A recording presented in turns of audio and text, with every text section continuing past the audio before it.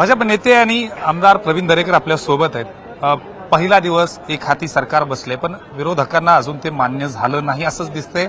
आज सकाळपासून जितेंद्र आव्हाड ते सर्वच विरोधी बाकावरचे आमदार शपथ घ्यायला नकार का तर ईव्हीएम सरकार हे आहे असा दावा। मला वाटतं विरोधी पक्ष रडीचा डाव खेळताना दिसतोय आणि आज सभागृहात उपस्थित न राहणं म्हणजे महाराष्ट्रातील जनतेचा ज्याने निवडून दिलं त्या मतदारांचा घोर अपमान आहे असं माझं मत आहे।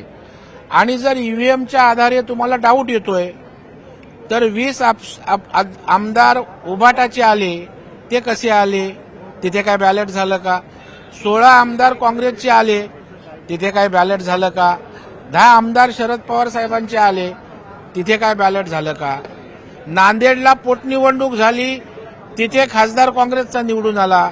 त्याच्यामुळे मला वाटतं सोयीचं राजकारण या ठिकाणी चाललेलं आपल्याला बघायला मिळतंय। माझी विरोधी पक्षाला विनंती आहे की नौटंकी आता करू नका। जनतेला नौटंकीचा वीट आलाय, सन्मानानं आलं पाहिजे। जनतेने पाठवलंय तिथे प्रश्न जनतेचे, मतदारसंघाचे, महाराष्ट्रातले मांडा आणि आपली प्रतिमा त्या ठिकाणी मोठी करा, जेणेकरून लोकांचा आपल्यावर विश्वास बसेल। नाहीतर जर आपण अशीच नौटंकी करत बसलात तर जनता उरली सुरली जे काही तुमचं अस्तित्व आहे ते पण संपुष्टात आणल्याशिवाय राहणार नाही। आज अजित पवार यांच्या बाबतीत एक मोठा निर्णय आला ना, त्यावरून भाजपला टार्गेट करण्यात येतंय। कुठेतरी आमच्यासोबत बसले म्हणून 1000 कोटींची जी मालमत्ता जी जप्ती झाली होती त्यानुसार त्या सगळ्या रद्द केलेल्या आहेत। मला वाटतं हा नौटंकीचाच प्रकार आहे।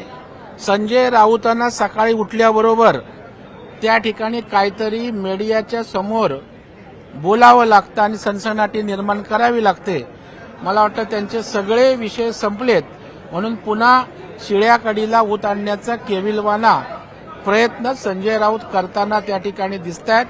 कुठलाही निर्णय हा त्या अथॉरिटी घेत असतात, राजकीय पक्ष घेत नसतात, हे संजय राऊतांना त्या ठिकाणी समजत नाही। प्रवीण, एका बाजूला देवेंद्रजी असं म्हणतात की राजकारणाचा घसरलेला दर्जा हा आम्ही पूर्ववत करू लवकरात लवकर, पण दुसऱ्या बाजूला विरोधी बाकावर नेता नाहीये, विरोधी पक्ष नेता होणार नाही, त्यांचा मात्र विरोध कायम आहे। चित्र बदलावं अशी काय नेमकी? नाही, मला वाटतं देवेंद्रजींनी एका अत्यंत मूलभूत विषयाला हात घातलेला आहे। कारण शेवटी राजकारणामध्ये सुसंस्कृतपणा अत्यंत महत्वाचा आहे।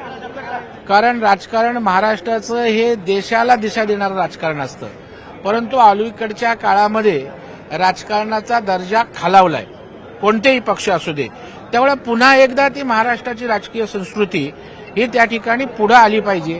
हा मुख्यमंत्री म्हणून त्यांची भूमिका खरोखर त्या ठिकाणी स्वागतार्ह आहे आणि सगळ्या पक्षाच्या नेत्यांनी एकत्रित येऊन कुठे काही जे प्रदूषित वातावरण राजकारणामध्ये झालेलं आहे ते पुन्हा निकोप आणि त्या ठिकाणची जी निकोप स्पर्धा बोलतात ती असावी, परंतु टोकाचं विसंवादाचं राजकारण हे महाराष्ट्रासाठी हिताचं नाहीये।